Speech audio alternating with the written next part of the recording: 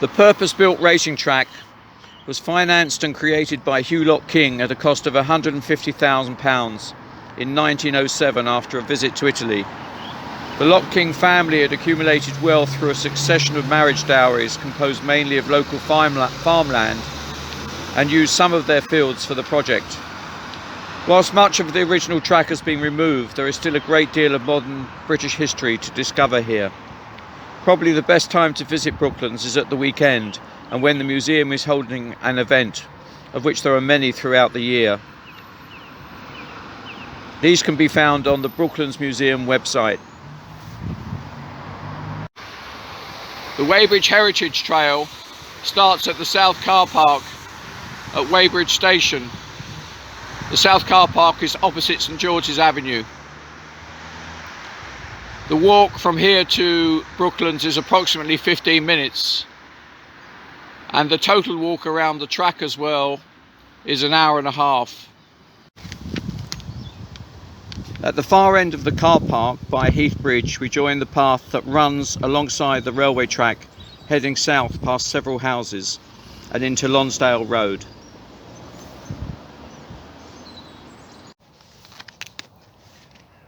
Follow Lansdowne Road until it reaches the railway bridge on our right, which we need to cross, and then join the public footpath on our left.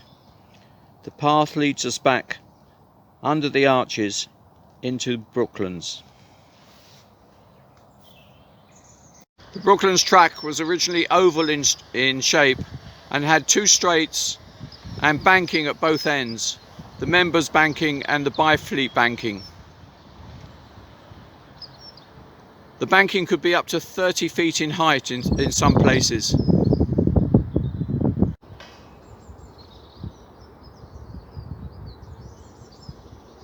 On your left you will find the Brooklands Museum, the London Bus Museum, both with its exhibits such as Concorde, vintage motorbikes, racing cars, stagecoaches and early motorised buses.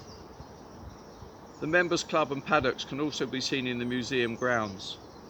We pass the museum on our left and keep walking along the footpath until we pass under the road bridge.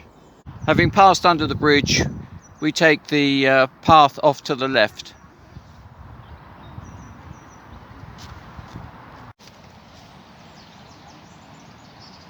With the banking in such a state of disrepair, it's difficult to imagine all those pioneers chasing car and motorcycle records.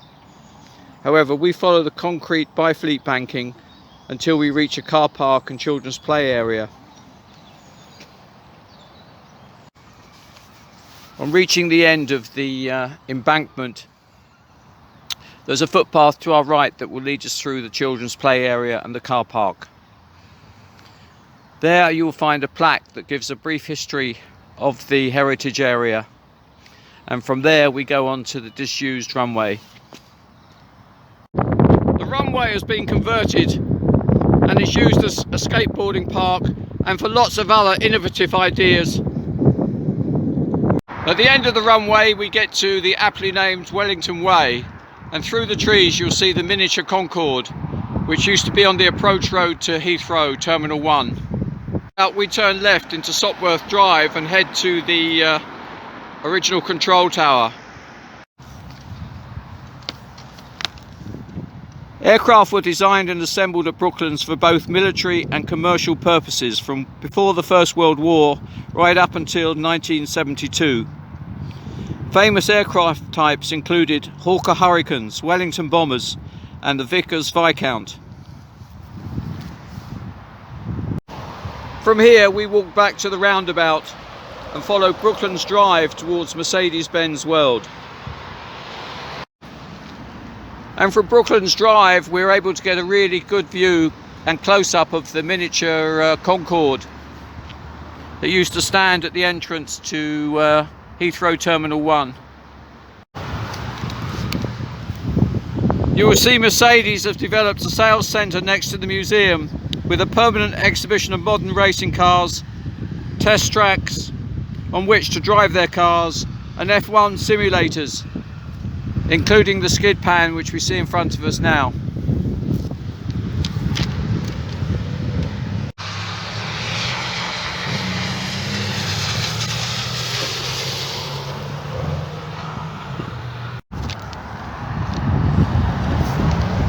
If you fancy a spin, you can rent a Mercedes AMG or 4x4 and use either of the circuits from 30 minutes to half a day. Not quite the same as competing in the British Grand Prix that took place in 1927, but still exhilarating.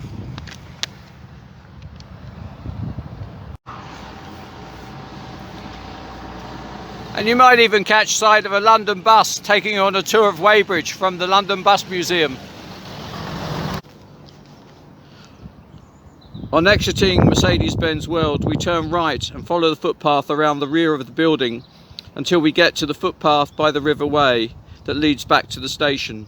We go under the arches, turn right and head up the hill, turning right at the railway bridge, over the track and then left to the station along Lonsdale Road.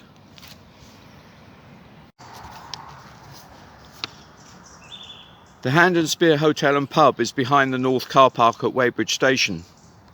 The Hand and Spear, like Brooklands House, is a listed building and was built in 1833, originally as a summer house. In 1838, with the arrival of the railway, it was converted into a hotel and was popular with the racing drivers when the Brookland track opened. Inside you can still see pictures of the early racing drivers and their cars.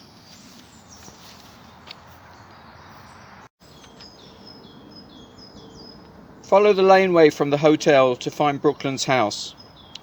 Hugh Locke King lived at Brooklands House from 1885.